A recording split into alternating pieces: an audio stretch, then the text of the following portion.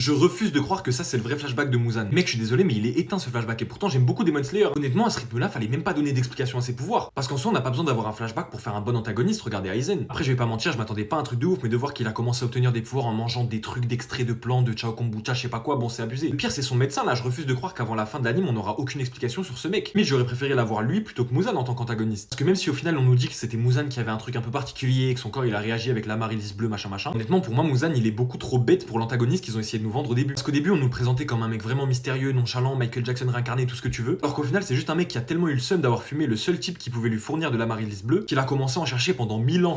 1000 ans, je sais pas si on se rend compte. Il a quand même cherché pendant 1000 ans un truc en créant une armée démoniaque immense, etc. à travers tout le Japon et tout, pour qu'au final ce soit Nezuko, un démon sur lequel il n'a même pas de contrôle, qui puisse se protéger du soleil. En tout cas, je sais pas si le but de l'anime c'était de rendre Muzan un peu pathétique, mais en tout cas, si c'est le cas, c'est bien joué. Et pour le coup, on voit juste que c'est un vieil homme frustré d'avoir fait que des mauvais choix au cours de sa vie au final. Bref, quoi qu'il en soit, moi j'ai à peine de terminer l'arc des forgerons et honnêtement, j'ai kiffé. Maintenant, j'ai hâte de voir si les choses vont bouger, maintenant qu'on sait que Nezuko est protégé du soleil et que Muzan est parti à sa recherche.